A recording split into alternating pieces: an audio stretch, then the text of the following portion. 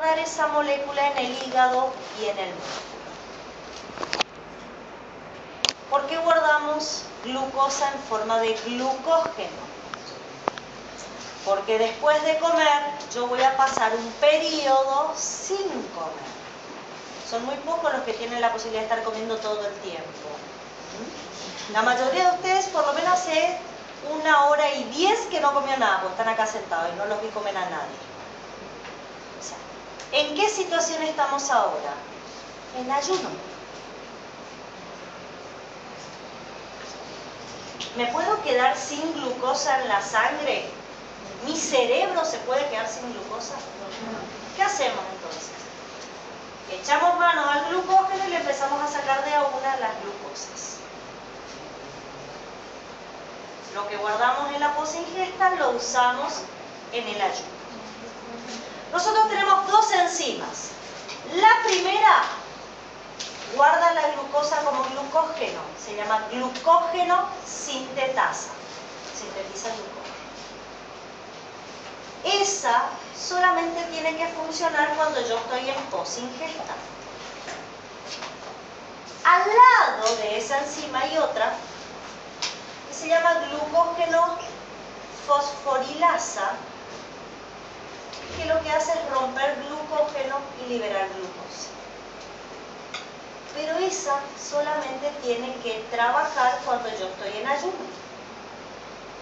¿Tiene sentido que las dos trabajen al mismo momento?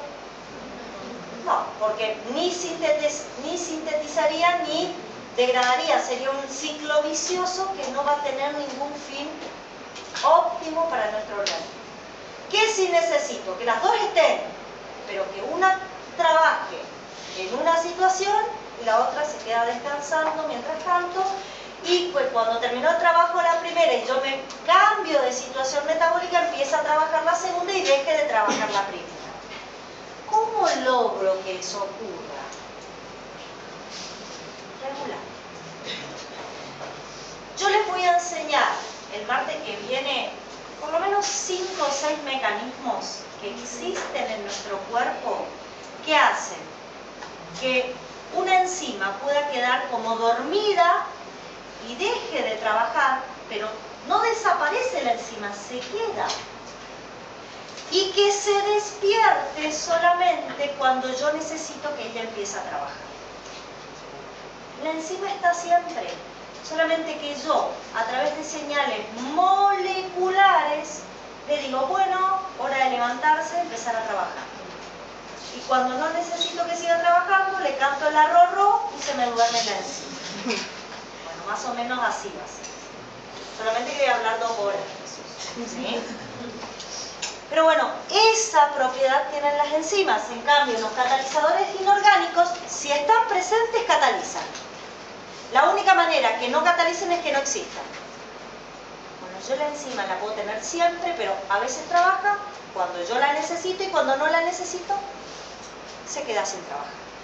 Y esa propiedad es importantísima para regular todo nuestro metabolismo.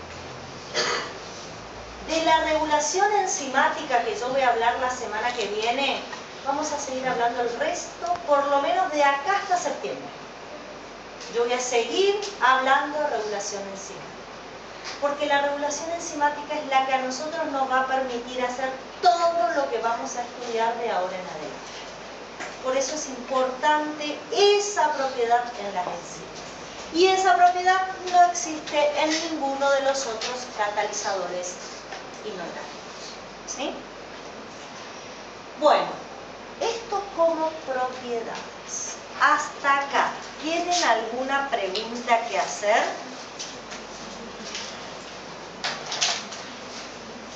Bien.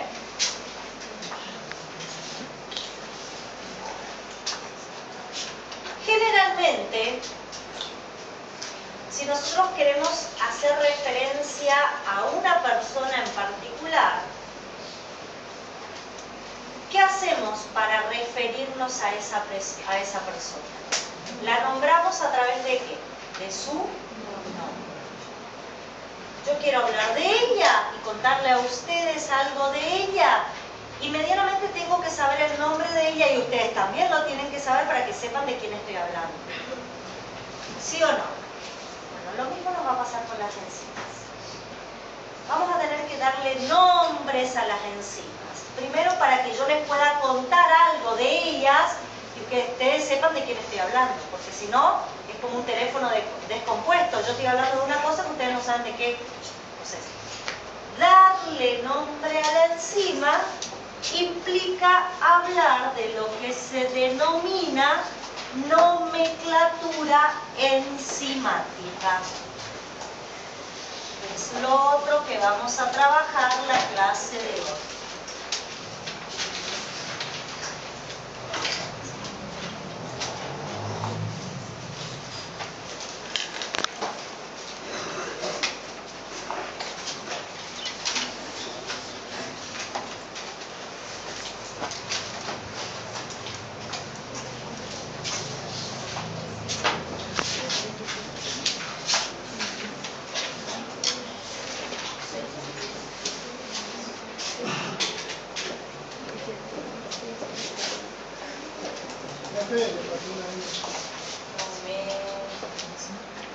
Te cuento que se pueden escribir de las dos maneras, nomenclatura o nomenclatura.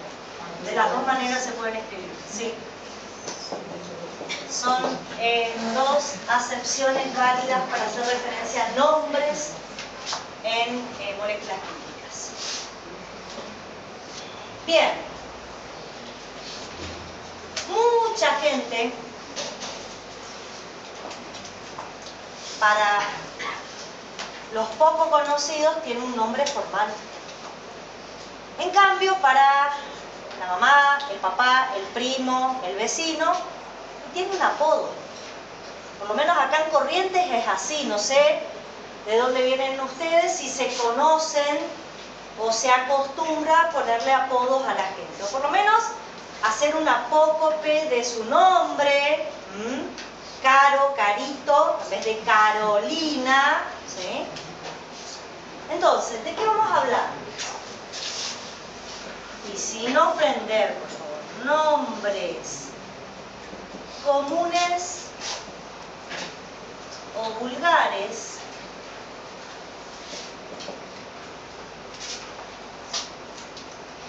y vamos a hablar de nombres sistemáticos.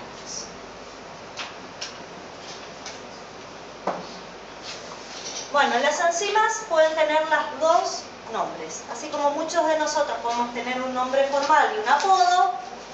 En el caso de las enzimas hablamos de nombres comunes o vulgares o nombres sistemáticos. Generalmente los nombres comunes o vulgares son nombres cortos que hacen referencia, por ejemplo, al sustrato sobre el cual actúa la enzima, o muchas veces hace referencia al tipo de reacción química que es catalizada, pero en la mayoría de los casos son nombres que no son, digamos, largos y que generalmente terminan en asa. Entonces, por ejemplo, tenemos la ureasa. Yo les dije hoy la glucagón sintetasa. Pero ¿qué dije hoy al comienzo de la clase? Todo tiene excepciones. Hay un pequeño grupo de enzimas que su nombre no hace referencia ni al sustrato, ni al producto, ni al tipo de reacción que catalizan, sino que son nombres arbitrarios y que tampoco terminan en asa. Por ejemplo, tripsina y pepsina. Los dos últimos nombres que yo puse también son enzimas.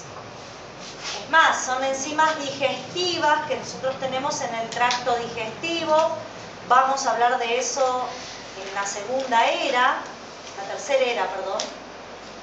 Pero a diferencia de la primera, fíjense, la ureasa es una enzima que degrada urea. La glucagón, glucógeno, quise poner, discúlpenme chicos. Pensé una cosa y escribí otra. Glucógeno sintetasa, disculpen. La glucógeno sintetasa es una enzima que sintetiza glucógeno. Fíjense cómo muchas veces el nombre vulgar nos da una idea de qué tipo de reacción química cataliza. En cambio, si yo digo tripsina, ¿qué hace la tripsina? Degrada proteínas de la dieta a nivel del intestino delgado. A lo sumo se puede llamar proteasa, que se llama tripsina. ¿Sí? Tiene un nombre que no me ayuda ni siquiera a saber quién es el sustrato, quién es el producto, ni qué reacción cataliza. Y encima no termina en asa, que es una de las referencias que suelo tener de las enzimas. Por suerte, chicos, el 95% de las enzimas comparten las propiedades de las dos primeras. O sea, terminan en asa, hacen referencia al sustrato, al producto o al tipo de reacción que catalizan. Entonces no hay demasiado problema con ir aprendiendo algunos nombres de las enzimas. Porque esa es una de las condiciones que tenemos en tercer año en bioquímica. Vamos a aprender los nombres de algunas enzimas. Mi recomendación siempre es no aprenderse de memoria, sino tratar de razonar, y se van a dar cuenta que cuando yo les doy las reacciones químicas, les voy a hacer razonar. Les voy a decir, esta enzima se encarga de hacer tal cosa, por lo tanto se llama de este modo. Entonces, se aprenden los nombres, aprendiendo a ver qué reacción catalizan y no aprendiéndose de memoria, pues se van a terminar olvidando el día del examen celular. Y nos queda ese 5% de enzimas que sí o sí nos las vamos a tener que aprender de memoria porque tienen un nombre bastante raro y que no nos orienta demasiado con el tipo de reacción química que cataliza. ¿Sí? Nosotros usamos los nombres vulgares. ¿Solamente existen nombres vulgares? No. Existen nombres sistemáticos. Ustedes se van a preguntar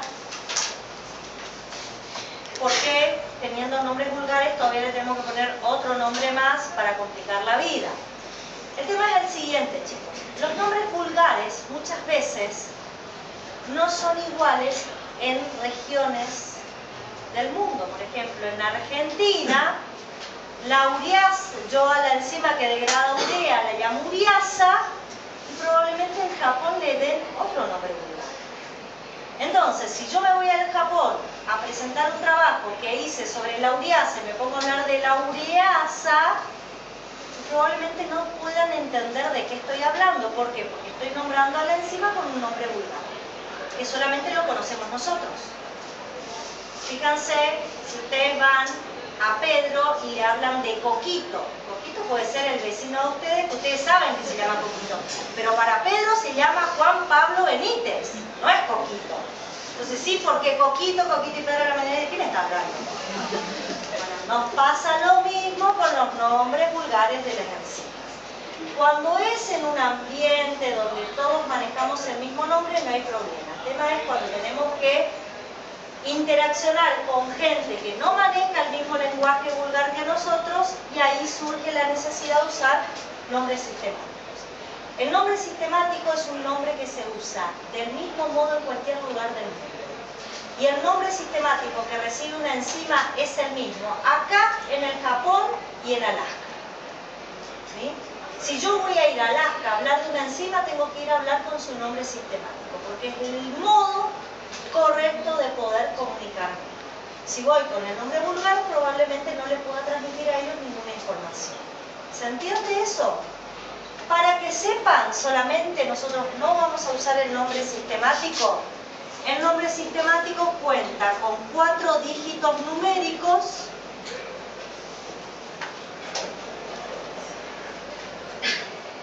separados por puntos. El primer dígito nos habla de la familia de enzimas al cual pertenece esa enzima.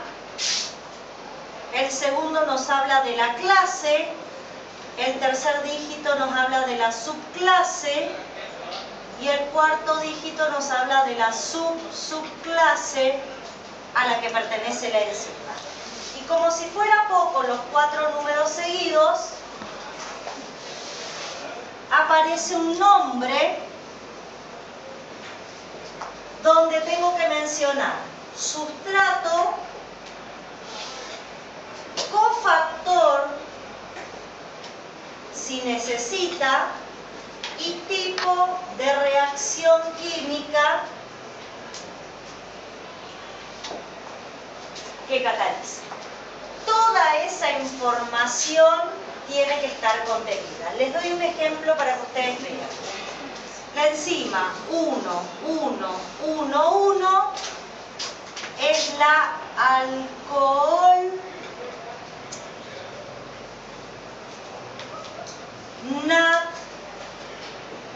óxido reductasa. ¿Saben cuál es el nombre vulgar de esta? Alcohol deshidrogenasa.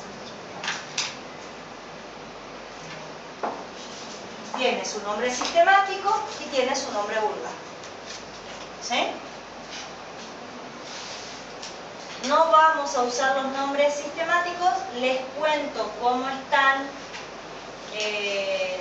diseñados, porque por ahí se pueden cruzar en alguna bibliografía con un nombre sistemático. Siempre opten por los nombres vulgares, son más fáciles de acordarse. Acá me quiero detener en esta palabra que usé, familia.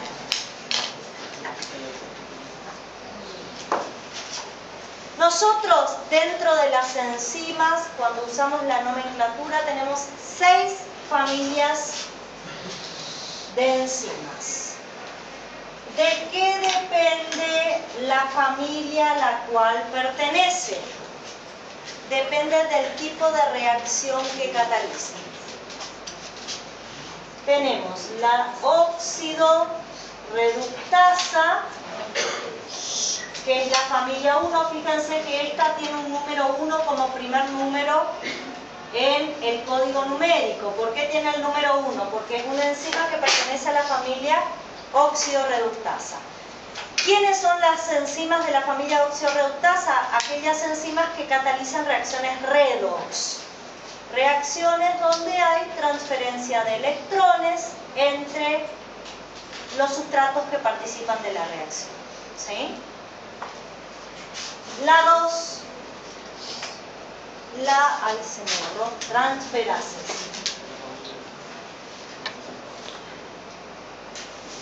¿Qué hace una transferasa? Lo dice el nombre. Transfiere átomos o grupo de átomos entre dos sustratos, ¿sí? Si lo que transfiero, por ejemplo, es un grupo amino de una molécula a otra, voy a tener una aminotransferasa. Si transfiero un grupo carboxilo, voy a tener una carboxitransferasa. Si transfiero un grupo alcohol, una alcoholtransferasa. Y así sucesivamente. Después vienen 2 grupos de enzimas, la 3 que son las hidrolasas y las 4 que son las liasas, que son enzimas que se caracterizan por romper enlaces entre átomos, catalizan la ruptura de enlaces entre átomos. ¿Cuál es la diferencia entre una hidrolasa y una liasa? La primera, hidro, ¿qué usa?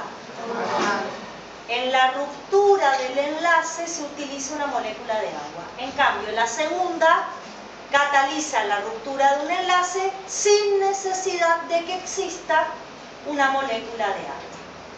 ¿Sí? Esa es la diferencia. La 5, isomerasa. Son enzimas que interconvierten isómeros entre sí. Por ejemplo, puedo convertir una D-glucosa en su isómero, que es la L-glucosa, isómeros ópticos. O puedo convertir una D-glucosa en una D-galactosa, isómeros de tipo epímeros. Puedo interconvertir una alfa-ribosa en una beta-ribosa, isómeros de tipo anomérico. ¿Sí? Las isomerasas interconvierten o catalizan la interconversión de isómeros. Y finalmente tenemos las ligasas. Y a este grupo pertenecen todas las enzimas. Acuérdense que dentro de cada familia hay muchos integrantes, eso lo vamos a ir viendo después. Dentro del grupo de las ligasas tengo enzimas que catalizan la unión entre enlaces de átomos. Puede catalizar la unión de carbono con un carbono con un oxígeno, de un carbono con un nitrógeno. Cada una va a tener un nombre particular. Generalmente las que favorecen, las ligasas, que catalizan la unión entre átomos, se suelen denominar sintetasas. Porque a partir de la unión de átomos yo puedo sintetizar una molécula. Por eso en la mayoría de los casos se llaman sintetasas. Y es muy frecuente o es común que las sintetasas para funcionar necesiten ATP. ¿Por qué necesito energía? Porque tengo que armar un enlace químico entre dos átomos. Y esas enzimas, si no tienen ATP disponible, no pueden catalizar el armado del enlace químico. Por eso ustedes van a escuchar que yo les voy a decir, vamos a usar una sintetasa y va a haber gasto de una molécula de ATP, que es la manera en que nosotros denominamos a la energía. Pero todo esto lo vamos a ir viendo a lo largo del año. Yo lo único que quiero hacer es presentarles a las familias de enzimas, contarles cómo vamos a ir nombrando a las enzimas, que sepan que no es la única manera, hay varias maneras. Y como nos queda un ratito, les voy a hablar de una cosita más. Y con esto terminamos.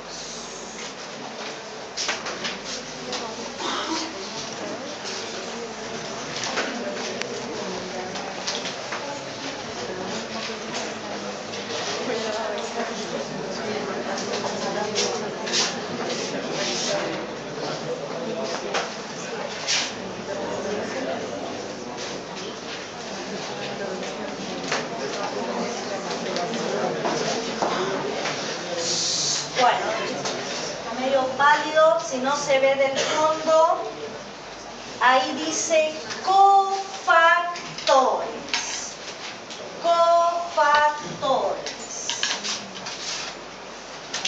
¿Qué son los cofactores cuando hablamos exclusivamente de enzimas? Cofactores enzimáticos. Son sustancias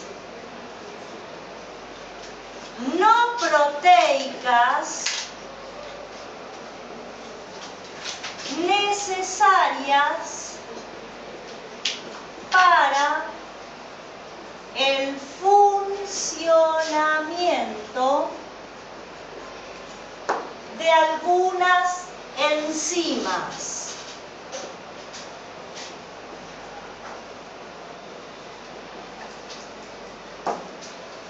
Sustancias no proteicas necesarias para el funcionamiento de algunas enzimas.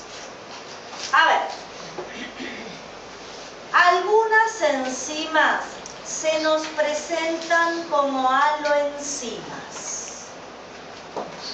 ¿Qué es una aloenzima? Una enzima no activa.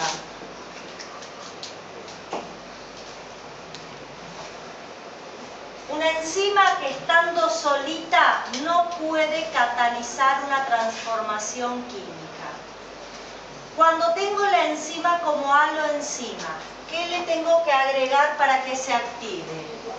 Cofactor.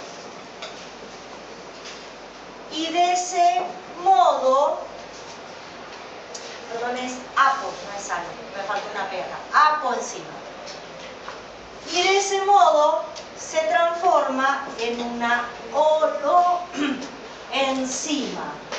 ¿Qué es una holoenzima? Una enzima que ahora sí tiene actividad porque está acompañada de ese cofactor. ¿Todas las enzimas son apoenzimas? No, algunas. ¿Sí? Ya vamos a ir viendo ejemplos después cuando vayamos estudiando las reacciones químicas. Hay algunas enzimas que si están solitas no tienen actividad, necesitan la presencia de un cofactor. Bien, esos cofactores pueden ser inorgánicos o pueden ser orgánicos. Los cofactores inorgánicos son iones inorgánicos. Ustedes me van a preguntar, ¿no era acaso que los iones inorgánicos se comportaban como catalizadores? Sí, pueden tener las dos funciones. Pueden ser catalizadores, pero también pueden actuar como cofactores de enzimas. Aunque nosotros vamos a trabajar mucho más este año con los orgánicos, que son los derivados de vitaminas. Y acá tenemos una lista que vamos a trabajar. Voy a poner acá la lista de los derivados de vitamina. Tenemos el NAD o el NADP. Este cofactor deriva de la nicotinamida, de la vitamina nicotinamida. Después tenemos el FAT o el FMN, son siglas, ya vamos a ver después qué significan. Derivan de la vitamina riboflavina.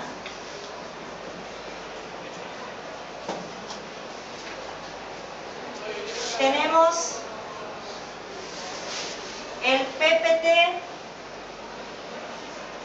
que deriva de la tiamina. Tenemos el PAL, que deriva de la piridoxina.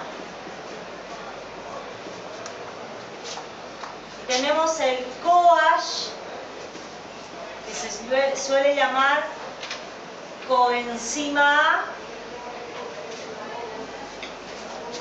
que deriva del ácido pantoténico.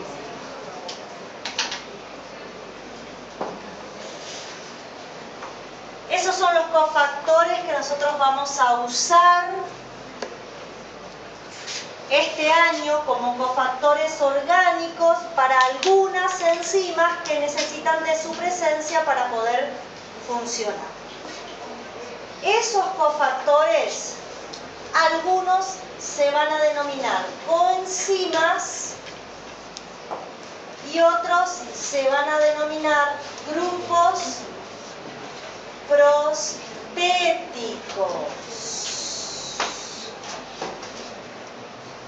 ¿Por qué algunos de esos cofactores son coenzimas y por qué otros son grupos prostéticos? Y acá tienen que entender algo. Cuando el cofactor colabora con la enzima, sufre cambios en su estructura molecular y debe buscar la manera de volver a su estado inicial para poder servir nuevamente como cofactor. ¿Sí? Cuando participa de una reacción, el cofactor se modifica. Él tiene que buscar la manera de recuperar su estructura original para volver a servir como cofactor. Hay dos maneras. Si es una coenzima, Las coenzimas están unidas débilmente a las enzimas. Por lo tanto, se separan de la enzima y alejados de la enzima recuperan su estado inicial. En cambio, los grupos prostéticos son cofactores que están unidos a las enzimas muy fuertemente por enlaces covalentes. Por lo tanto, no se pueden separar nunca de la enzima. Y van a ser cofactores que se van a regenerar o van a recuperar su estado inicial sin separarse de la enzima. Les repito, las coenzimas recuperan su estado inicial alejados de las enzimas, se separan porque tienen enlaces débiles. Los grupos prostéticos están unidos fuertemente a las enzimas y se regeneran o se recuperan siempre permaneciendo unido a la enzima. Nosotros vamos a ver ejemplos de eso. Lo único que le puedo adelantar ahora es que, por ejemplo, el NAD es una coenzima, en cambio el FAD es un grupo prostético. Y eso lo vamos a ir viendo después. Y esta información que yo les di ahora, después la vamos a ver en vivo y en directo cuando se lleve adelante. ¿Sí? Bueno, chicos, por hoy no tengo más nada que explicar. Mañana yo voy a hablar de cinética enzimática, que es un tema importante.